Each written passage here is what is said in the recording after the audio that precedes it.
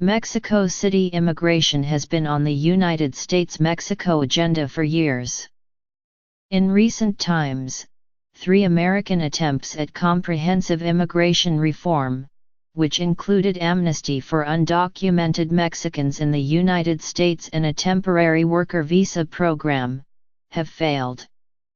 A bilateral effort between 2001 and 2003 also collapsed. Nothing affects Mexico more than United States immigration policy, and the centrality of the issue in American politics is more prominent than ever. The most urgent challenge is to find a way forward for the so-called Dreamers, the beneficiaries of President Barack Obama's Deferred Action for Childhood Arrivals program. Nearly 800,000 young people brought to the United States by their parents as children applied for and were given protected status by the Obama administration.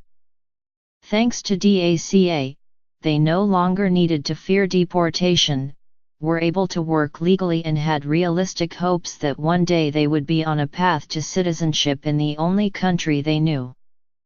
More than 3/4 of the Dreamers are Mexican. That's why people here follow their fate closely. President Trump rescinded Mr. Obama's DACA policy.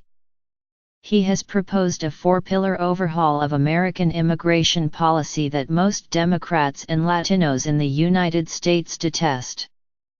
Strangely enough, however, it might benefit Mexico, especially if it is accompanied by additional changes in the issuance of temporary worker visas, and in particular those known as H-2A and H-2B. The first pillar of Mr. Trump's proposal regularizing the status of the Dreamers and a million other young people who also could qualify for DACA status with a long and winding road to citizenship works to Mexico's advantage.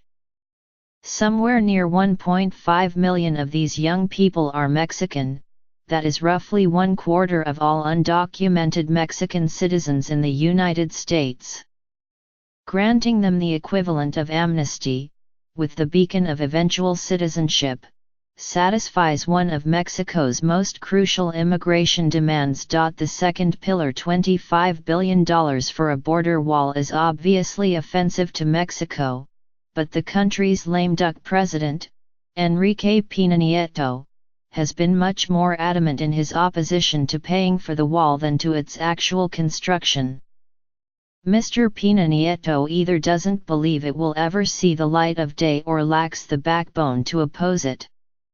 But Mr. Trump's wall is something Mexico can simultaneously reject and live with, particularly if it will take years to build and if it merely complements segments of fences erected by Presidents Bill Clinton, George W. Bush and Obama. Mr.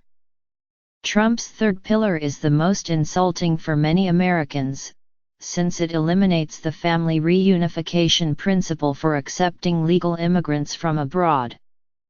Intended to deter chain migration, it would replace the family criterion with a merit-based system. In the future, only spouses and underage offspring, as opposed to parents and siblings today, of American citizens would be allowed permanent residence, and eventually citizenship. The net effect would be to widen immigration and limit the share of Mexicans. Since the largest group of foreigners applying for family reunification is by far Mexican, 3 times as many as Chinese citizens, for example, this would reduce the number of applicants from Mexico who get green cards. Nearly 200,000 Mexicans got green cards in fiscal year 2016, having that number through a lengthy and tedious procedure that frustrates many Mexicans would not be as bad as shutting down the whole program. The last pillar would suppress the lottery system that grants a small number of immigrant visas to applicants from underrepresented nations, mainly African. Again, this would surely widen immigration and is thus a despicable proposal, but it does not affect Mexico. There is no lottery system for Mexicans. So, viewed somewhat cynically from the perspective of strict Mexican national interests, the four-pillar plan has inconveniences for Mexico but also many advantages. That it is racist as well as unworthy of the American immigration ideal and inflames the worst demons in American society is another matter. As Mr. Trump says, countries have to look out for their own interests. To make this plan attractive to Mexico, its leaders need to persuade the American president to increase the number of temporary worker visas. Again, by far the largest number of these permits are extended to Mexicans. H-2A visas, for seasonal agricultural workers, have no congressional cap. H-2B visas, for seasonal non-agricultural activities, do, but it can be lifted and has been for several years.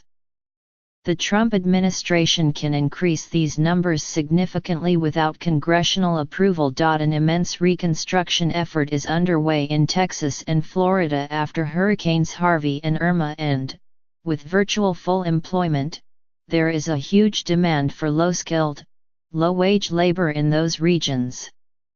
It can come only from Mexico.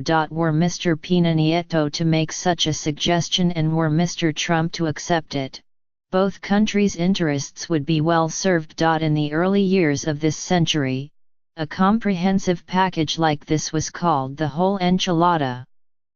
Half a loaf, or whatever nutritional metaphor one prefers, is not bad.